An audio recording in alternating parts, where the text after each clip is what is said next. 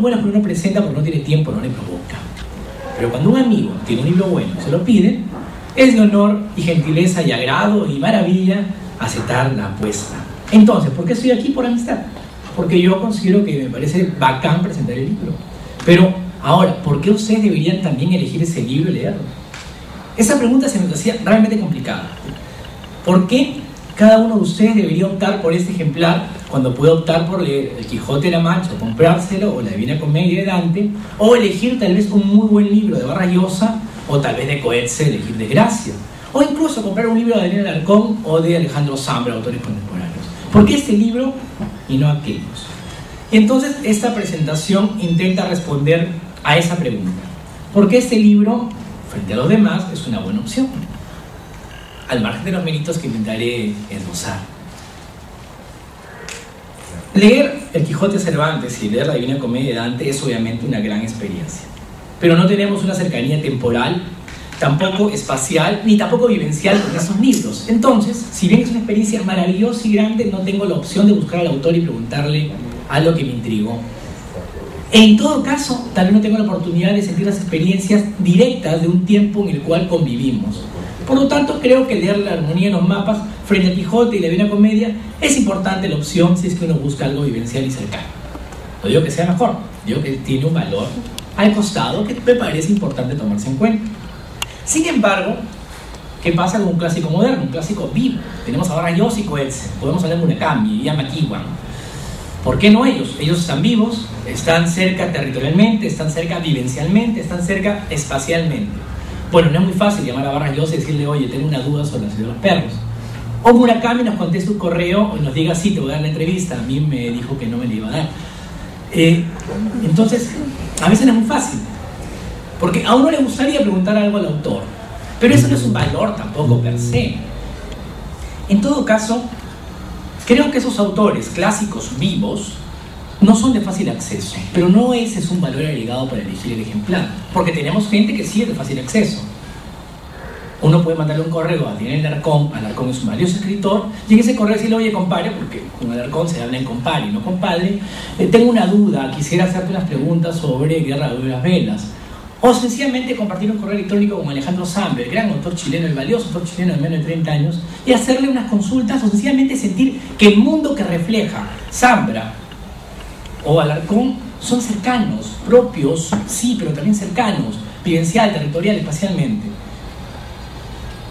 Y sí, son libros buenos, además de ellos. ¿Por qué este libro elegirlo?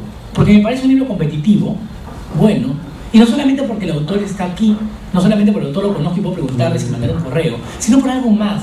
Es que creo que este libro es una experiencia personal, particular, individual, excepcional por eso, de una forma y de un momento particular de su vida, entre comillas su vida, porque va a ser refractada en la ficción, pero de la vida de un país, en una metáfora del país, de una sociedad, en una metáfora de esta sociedad, y por supuesto personajes en muchos casos inolvidables.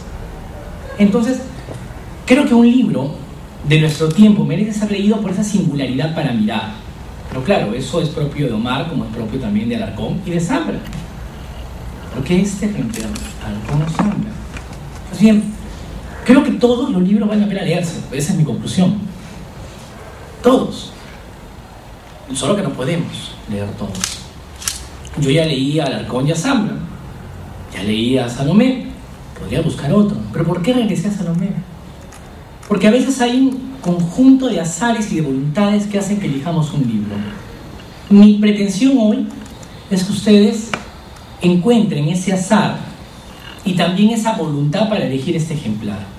Porque si bien este tiene todos los elementos que puede tener el de Zambra y el de Alarcón en diferentes niveles, cualidades y calidades, este nos va a brindar algo que a mí me parece valioso.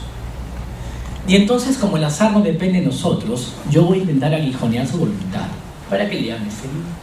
Porque creo que me lo van a agradecer, pero antes, obviamente, al autor. ¿Qué tiene este libro? Tiene un protagonista, ya lo había dicho estupendamente bien y mucho mejor que yo, Javier Ágreda.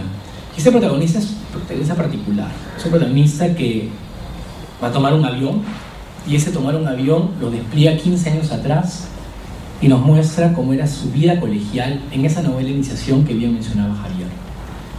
Héctor Berríos es un personaje interesante, conoceremos por qué después. Pero en esta novela hay algo que a mí particularmente como lector me gusta, el escarbar en el pasado, la búsqueda del ayer para explicar el presente y decodificar las rutas que tome azarosa y a veces fatalmente el futuro. Pero esta novela que escarba el pasado también es una novela donde hay un protagonista, pero ese pasado tiene otros personajes. Y es ahí donde la novela cobra un valor interesante.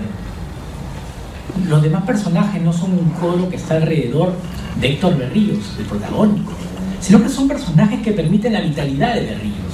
No son una justificación que Salomé elige para llenar las páginas de ese ejemplar, sino todo lo contrario. Cada uno de esos personajes tiene una funcionalidad clave para el derrotero de la historia, para el sentido que tiene y la expectativa que nos va llenando, creciendo, avanzando. A tal punto que hay personajes memorables. Hablábamos con Javier hace un rato de este Benavente el Demente, cuyo cinismo y descaro lo hacen delicioso para un lector que se cree no cínico, pero que disfruta el cinismo ajeno. Y este personaje lo es en grandes gotas. Y entonces hay otro valor de esa novela. ¿Cómo hacer que el cinismo no sea chocante y sea atractivo? Y hay un recurso del cómo cuenta la historia. Omar nos cuenta una historia que se ha contado siempre, porque todas las historias se han contado siempre, son de amor, de traición y de poder. En general no hay nada nuevo en la literatura, ya lo decía Ernesto Sábato, con error quizá, en el escritor y sus fantasmas. Siempre hablamos de amor o poder, amor o poder, amor o poder en todas sus variantes: traición, afecto, negación, ascenso, caída, traición, infidelidad, desenfreno, pasión. Esa novela nos habla de eso, sí, pero hay una mirada, y esa mirada tiene que ver con tres elementos más que yo agrego ahora: la ironía, porque si acercamos en Benavente, la ironía circunda todo este ejemplar; la nostalgia por los tiempos idos de la familia que se tenía en Tacna, la familia que soñaba con un futuro próspero, no una casita modesta en suburbio pequeño; y la melancolía. Si bien, como exactamente puntualizaba Javier, es una novela donde todo el mundo se pone zancadillas y donde el apetito por el primer puesto en el mercado laboral puede hacer que pisoteemos al compañero, y el deseo de vencer y tomar poder puede hacer que supamos al otro, es una novela melancólica de personajes que quisieron ser algo y no llegaron a concluirlo. Es una novela de sueños truncados, y entonces la novela cobra un valor que a mí me parece agradable y valioso. Y es que en esta historia de personajes que no son nosotros, ese Héctor Berríos no soy yo, ese Benavente no soy yo, ese Paco no soy yo, me siento como ellos. Porque en buena cuenta, cuando la literatura bien escrita y bien hecha ahonda en los problemas más esenciales y profundos del ser humano: la soledad, la migración, la derrota, la ilusión, pues no habla solamente del personaje mismo o el narrador, de aquel individuo creado para la ficción que camina por calles de Lima o que visita México o Nueva York, sino que habla también de la humanidad, habla de nosotros mismos. Cuando la literatura ahonda y escarba profundamente en su personaje para hablar de un tema que nos es caro a todos, habla de mí, habla de ti y habla de ti. Y esta novela lo que hace es conectarnos de esa manera, a través de esos hilos a veces sencillos y a veces complejos, como bien decía Javier. Técnicamente me parece una novela atractiva. Ahora, puedo discrepar de Javier en un asunto, y es que tal vez no sea tan difícil como él lo sugería. Es una cuestión de perspectivas. Javier ha leído mucho más que yo y sabe lo que está diciendo. Pero en todo caso yo agrego un adjetivo más: creo que es entretenida. Su dificultad no atropella el hecho de que uno la pasa bien leyéndola. Y en este mundo moderno, donde las cosas son sufrientes y los noticieros nos revelan violaciones permanentes, una novela que sea buena y entretiene, me parece que es un valor que yo saludo y del cual me quito el sombrero.